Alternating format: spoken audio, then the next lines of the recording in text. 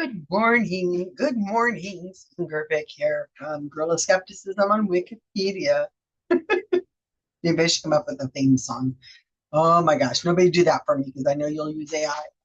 Use AI. Oh, all right. So today, my friends, reading some articles in various places as I tell people that you should get your news from lots of different places. Some that don't even agree with whatever it is that your worldview, and see what's going on out there and on topics. So a couple of the articles I read at the very bottom of the article had changed what it is they said. And I just want to point this out to you because this is a sign of a reliable source or an article, a journal, a newspaper or a journal that has what we call journalistic integrity. Because when they find that they've made a mistake, they correct it. When they find that they have said something incorrect or something was confusing in the article, they go back and they say, previously we said this thing, now we're saying this other thing based on better reporting. And that's kind of what you're looking at. That's one of the standards for a reliable source. And I talk about this all the time. And these organizations have reputations and they want to maintain positive reputations that they have. And so they don't want to be called on it for getting stuff wrong intentionally. It's been pointed out to them and then they don't correct it. They have a reputation that they're trying to maintain, to protect. So I'm going to show you these two articles. They're very simple. And the first one, well, it doesn't really matter what the articles are on, but at the very bottom, you'll see it says here, as I go scroll down, clarification. It says Hudson Ramey's comments have been updated to clarify the woman's nationality. See, it's just a nice little bit at the very bit of the article. Of course, you're going to have to read to the bottom of the article, but they're saying we published it before, and then now we're clarifying what it is that was said. Okay, that's one of them. Here's another one I found, and I see these all the time in the New York Times, Washington Post, even, they have breaking news or CNN, and then it'll say kind of at the bottom, it'll say, we've updated it with this information here. Now we know that there was 5 people involved and not 4, or we thought there was 2, but actually there's only 1, that kind of thing. So they put that in there. That's good. That explains things. Here's another one. It's out of the way. Editor's note from March 19th, 2025. Bloomington police Thursday said Eichhorn believed he was communicating with a 16-year-old. Charges posted Wednesday say he believed he was communicating with a 17-year-old. So, I mean, it just seems like a little thing, right? 16 to 17. Wait till the court's fine. I get him in front of there. 17 and 16. Okay. But the point is that even a little thing like that, a 16-year-old, a 17-year-old, it's saying we are just trying to make sure it's clear. This is in NPR, I think. NPR? Is it NPR? NPR, Stay Curious, Stay Connected News. You can see that up in the URL. So these Minnesota News. So they're trying to be clear by saying we originally posted this, but actually now that more reports are coming in, it's something else. And that's a good sign. That's good journalism. When Wikipedia also does this thing, and I've talked about this in other videos, where we will put whatever the information is first, and then when new information comes in, we will put that information as well. Let me see if I can find an example for you. Okay, so I'm going to show you the Wikipedia article for Charlie Kirk's assassination. So if that bugs you, I'm sorry, but that is recent and it came to mind. So this is the article for Wikipedia. Now, when Wikipedia is writing the article, they are very tight about what makes it onto the page, the main page of the article. Everything else is being done in the talk page. This area down here where it says talk, that's where the conversations are happening between editors. So as breaking news happens, they discuss it on the talk page before they put it into the article. Got it? So when it was first published, let's go back here. Oh gosh, let's see if we can find it. It's oldest. When the article was first published, let's pick one of these at random. You can see how short it was. People were starting to get something in here. Let me go back to a little bit. So going forward in time, let's go newer 50. Let's pick something. Reactions. You also know there's still coming, still with new.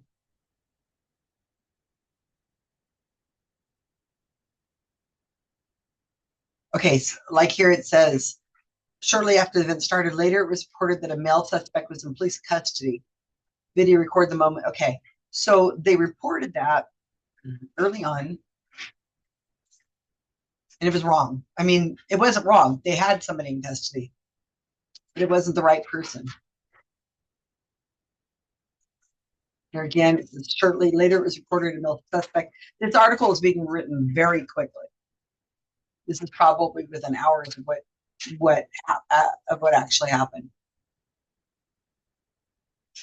And you can see that yourself. It doesn't have to be something that I'm that only Wikipedia editors have access to. This is all public information. Okay. I think this is when I first started reading it, and I said, "What? What's going on?" Because I go to Wikipedia first when there's any kind of breaking news. Confirmed that Kirk had been taken to the hospital, but stated it doesn't look good. I had no idea until I read that sentence.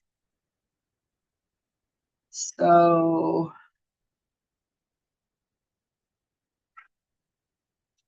okay, despite being unidentified along with his whereabouts, eyewitnesses described the perpetrator as an elderly man with white hair and blue shirt.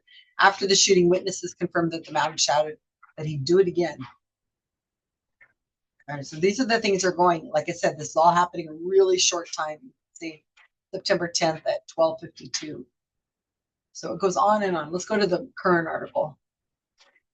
So you can see it explains now that a lot more sources have come out and we kind of know what happened. We're not in the breaking news part. It has all of that's on here. It has the timeline, what we know with the sources. And then it also includes the initial arrest. 2 people were soon arrested, but later released. One was a libertarian conservative who was arrested after claiming to have shot Kirk. He later told police he was glad he shot the individual. Okay. Mental health issues. And you've just seen something very traumatic. So I'm not shocked at all. So what's going on is the point I'm trying to make here is that when they have reliable sources that say something, like this man had been arrested, this elderly man, then when they have better information, a lot of times they'll leave that first reliable source in there, even though it's incorrect, and say, this is what we thought at the time, and this is what the media reported, and now this is better reporting that we have. And the reason why that's left in there is for the average reader out there might stumble across an article that said the shooter was actually somebody who was an elderly man who said he would do it again. And then they get this information to go, well, wait a minute. This says some elderly man was the one who did it. Look, he admitted it. He was arrested. This is him. And so to keep them from getting the misinformation, hopefully the newspaper article or wherever those reliable sources hopefully are at will say at the bottom of the article, this is what we thought at the time, and now it's been refuted with better information, and the better information is that the shooter was possibly this other person, right? And the Wikipedia article will say that. It'll say, here's what we thought at first, here's what we now know. And that's also a way of respectfully writing the article so that people get the best information and they can understand, we thought this, now we think this. And here are the citations to show that. You can go back and look at the old citation, and then you can look at the more recent citations. let's talk real quickly about reliable links, reliable sources, because oh my gosh, I get so much vitriol about this. How dare they? Well, where is a reliable source? Oh my goodness. So when you want to know something about Wikipedia, you can go to Wikipedia and you can type in Wikipedia colon and then whatever you're looking for. And in this case, you can type in reliable sources. This is the thing I don't like about Wikipedia is they over explain in text. Very, very over explained, very text heavy. And to read through this thing to my brain is just like, oh my gosh, it's just too much. So they do have in a nutshell where they kind of sum it up. Each book, article, or other source needs to be credible for supporting the particular claims it supports. In case of a dispute, editors need to be able to explain why they relied on that source. So what reliable sources are, as I said, places that have journalistic integrity. And they discuss this all the time. So this is this one article.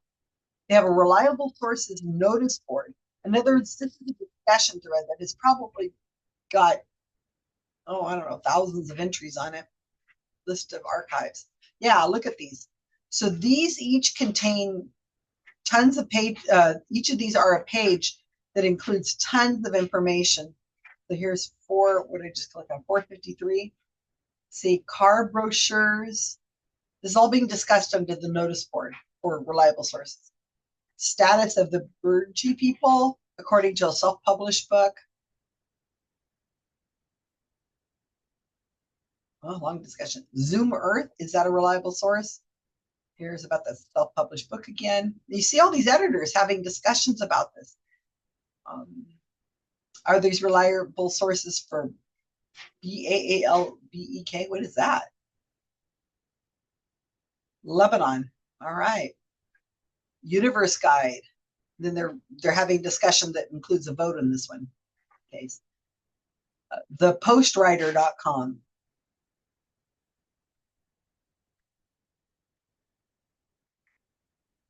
Is a retracted LA Magazine article a reliable source? So when in doubt, there's a discussion about it. It's brought to this notice board. And you can see this is very long. Let me go back. So each one of these numbers has, a dozen conversations, and whenever they become long and overwieldly, then they archive it. And then you could type in here something and it will come up and it'll give you the article. So that's helpful. But under these discussions, as I said, these are editors who are interested in the topic of reliable sources. For whatever reason, that is their interest. They're very interested in reliable sources. And they have a lot of discussions about it. And they're experienced on the topic because a lot of these editors have probably been around for a long time. And possibly, and I don't know who these people are, this editor and this editor. And, well, here's another one, actively disinterested.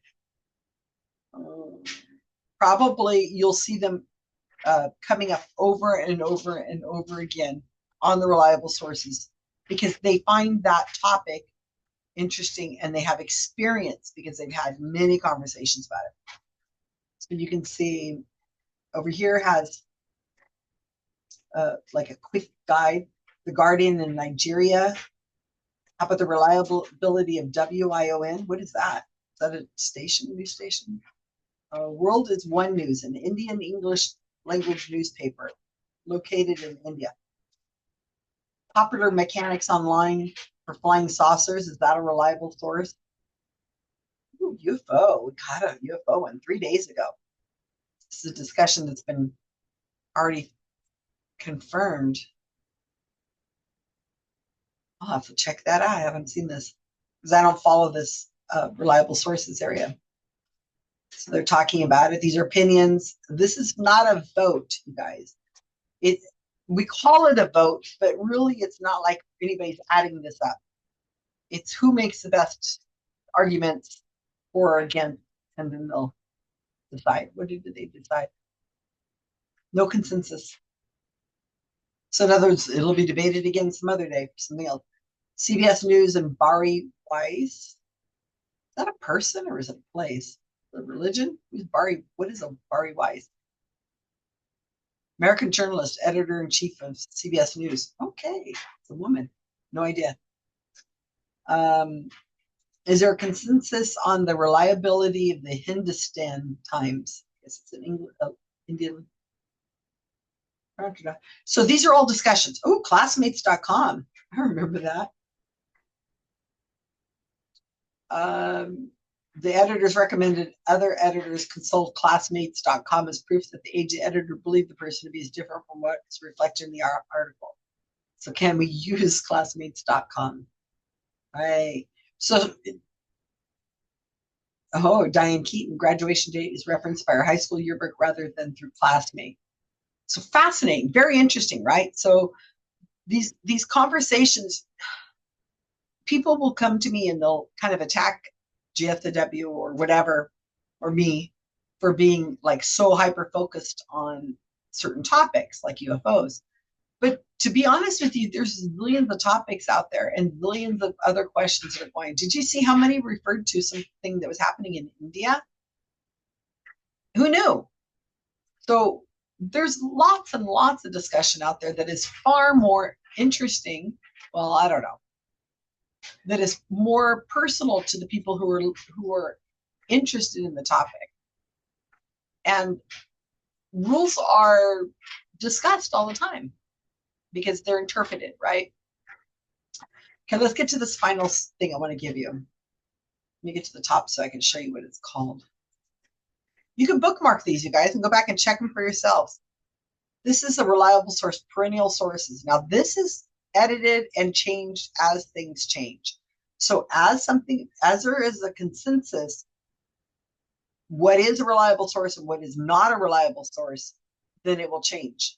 So it's got all the instructions and over discussed, as I said, generally reliable, no consensus, generally unreliable, depreciated, blacklisted because of persistent abuse, external link spamming on the spam block list, request for comment, slate, stale discussion, discussion in progress. These are all like the keys. You can go down here. And so here's the source called 112 Ukraine. It's a private Ukraine TV channel which provided 24-hour news coverage. It was available on satellites. Is that a reliable source? Now, there's people who have discussions and decide, is that a reliable source or not? And the status is whether it is generally unreliable. So that color is generally unreliable. And then they'll have a little summary of it, when it was last discussed. Here are links probably to the discussions of why the conversation. So if things change, like maybe it comes under new leadership and things change, then and it's cleaned out and they've got new handlers, or I don't know, then maybe that'll change. Here's ABC News. There's a consensus that ABC News, the news division, American Broadcasting Company, is generally reliable. Is not to be confused with other publications of the same name. Here's one called, repositories, Claimed Music. It is a self-published site. It's a website created by a person, a statistician from Stockholm, Sweden. Okay, aggregated hundreds of lists. The Age, the newspaper in Melbourne, Australia, that's considered reliable. Al Jazeera is considered reliable. I think all sides. An American company estimates perceived political bias of content is online. Oh, I've heard of this. I just saw this in an article the other day on a video. The editors found no consensus on the reliability of all sides as a whole. That's interesting. American Conservative, published by American Ideas Institute advocacy organization, a self-identified opinionated source whose factual accuracy has been questioned. Ancestry.com. It's a genealogy site full of primary sources. Don't use it.